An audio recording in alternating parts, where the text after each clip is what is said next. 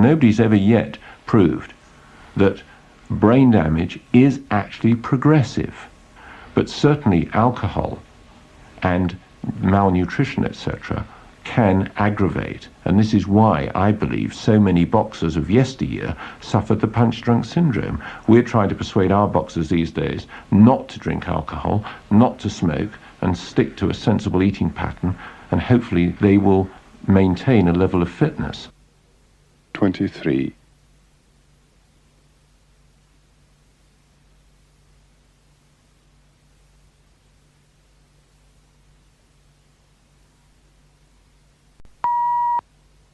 When you think of people like Jack Peterson, Len Harvey, various other greats who are certainly not punch drunk and never will be, and they're in their 70s and 80s, and they are really superb specimens. And the brain doesn't recognize any difference between a punch throw and somebody heading a football or somebody getting thumped in the scrum, and we're talking purely boxing. And one has to look at the other sports that are equally, if not more, dangerous. I've seen more punch-drunk rugby players than I've ever seen punch-drunk boxers. 24.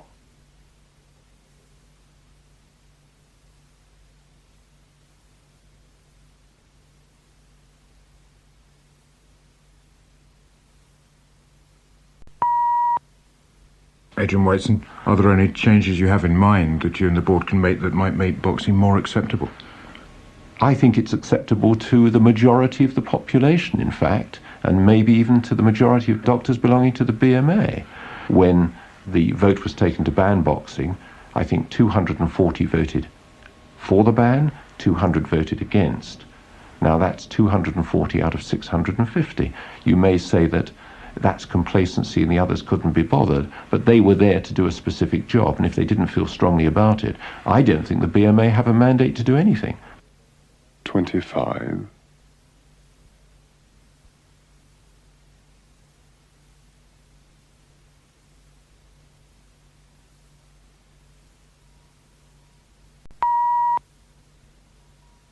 Well, gentlemen, that's where we must end. Jeff Cundy and Adrian Whiteson, thank you very much indeed for taking part in this edition of Your World. Dit is het einde van onderdeel B. Onderdeel C. U gaat luisteren naar een interview met mevrouw Crew. We spreken met haar over haar grote hobby, zingen. Ze leidt dat onderwerp nu zelf in. Hierbij hoort geen opgave. Yes, I'm a member of the Hartford Choral Society, which is a big choir of about 150 people. And I have been in this particular choir, the Hartford Choral, since about 1970. There is quite a singing tradition within schools, and particularly when I was a little girl, many years ago, everybody sang, and the teacher would choose the best voices to form a little school choir, and sometimes we entered into competitions. So everybody likes singing, don't they? Example.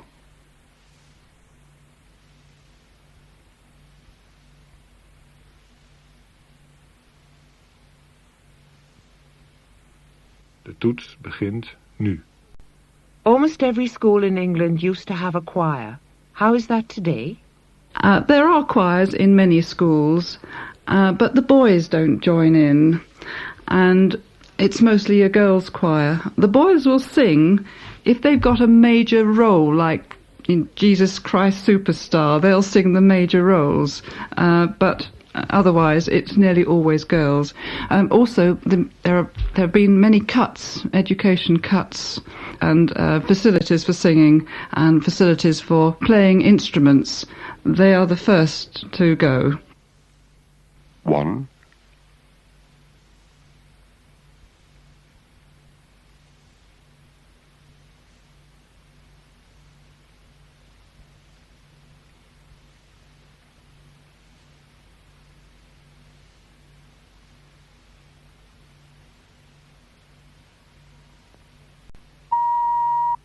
There are still large boys' choirs, aren't there?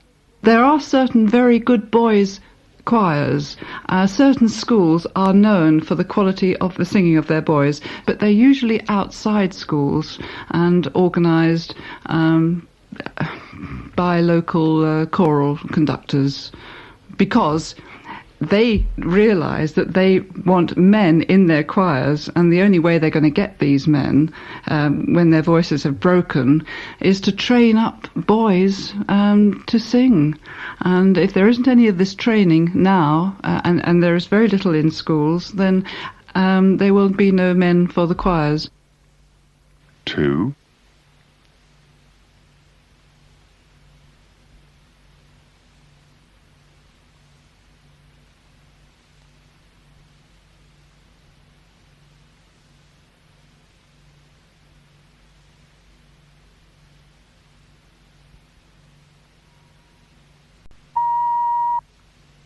How do you choose new choir members? Have they got to do an audition? Anybody can belong.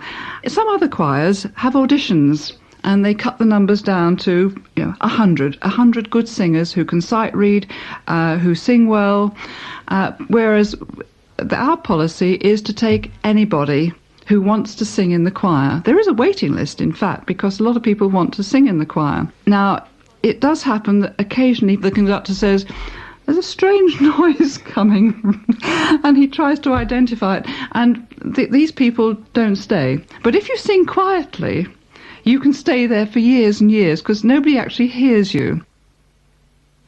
3,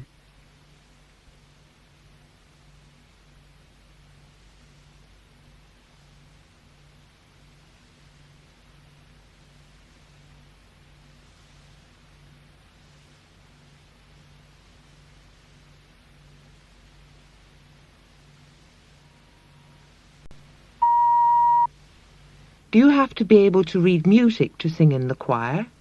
I have asked many people how they learn to read music. I can count the bars, but when it comes to pitching notes, they say it's as easy as learning to read and write. Well, I learned to read and write when I was about 5. I've been singing since the whole of that time, and I still can't read music competently, but I get along because I have a fairly good ear, I suppose, and I have a friend who sings very loudly in it. And when she sings, and she's very good, she's a trained musician, and I soon get to learn the tune. 4,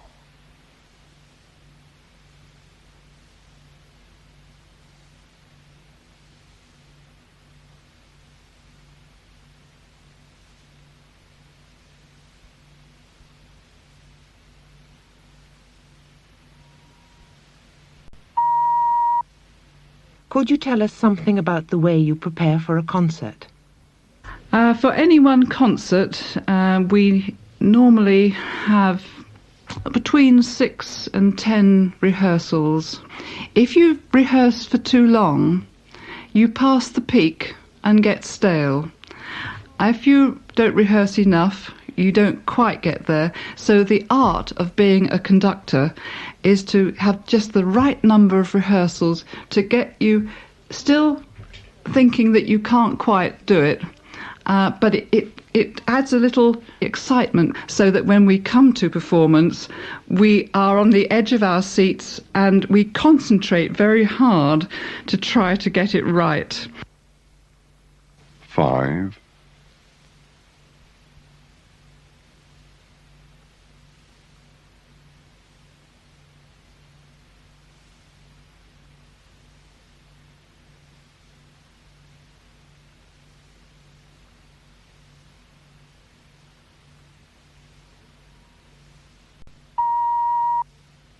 Is there anything else you do to learn a particular piece apart from going to rehearsals? One is supposed to practice at home. I have a piano. I don't play the piano, but I can bash out the occasional note that I have difficulty with. And we also play tapes, cassettes of the work. Now, I sing the alto line, which is interwoven with the rest of the music. And you can't always hear the alto line on the cassette, but at least you can get the timing right. It's better, it's more helpful, it's listening to cassettes to the soprano, who usually have what we call the tune. 6.